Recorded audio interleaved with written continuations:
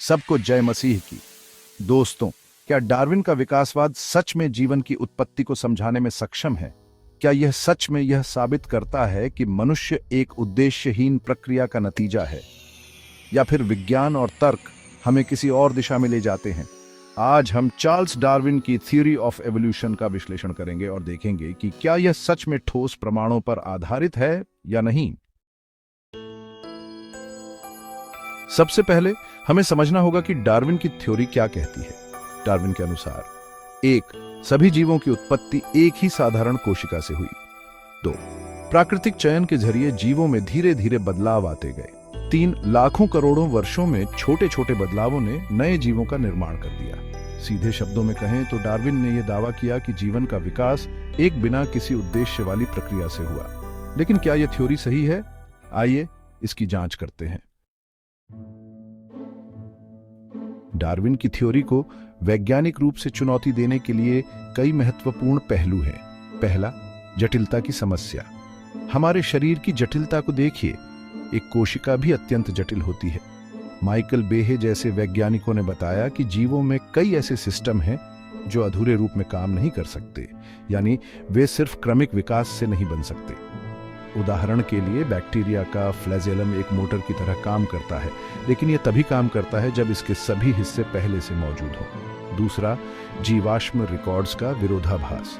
अगर डार्विन की थ्योरी सही होती तो हमें बहुत सारे ट्रांजिशनल जीवाश्म मिलने चाहिए थे जो यह दिखाएं कि एक प्रजाति से दूसरी प्रजाति में धीरे धीरे बदलाव हुआ। लेकिन असल में जीवाश्म रिकॉर्ड्स कंब्रियन विस्फोट दिखाते हैं, जहां अचानक से कई जटिल जीव प्रकट हो गए बिना किसी क्रमिक विकास के प्रमाण के। तीसरा, डीएनए और जानकारी का स्रोत। डार्विन के समय हमें डीएनए के बारे में कुछ भी नहीं पता था, लेकिन आज हम जानते हैं कि डीएनए में अत्यधिक जटिल और सटीक कोड होता है। सवाल उठता है, यह जटिल जानकारी कहां से आई?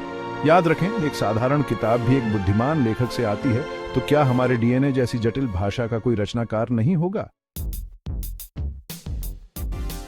सेगमेंट 3, डार्विनवाद और आधुनिक विज्ञान। आधुनिक वैज्ञानिक भी डार्विनवाद की कई कमजोरियों को स्वीकार कर चुके हैं। कुछ महत्वपूर्ण वैज्ञानिक जिन्होंने इस पर सवाल उठाए हैं: डॉ स्टीफन मेयर। इन्होंने बताया कि डीएनए की जटिलता बिना बुद्धिमान डिजाइन के संभव नहीं।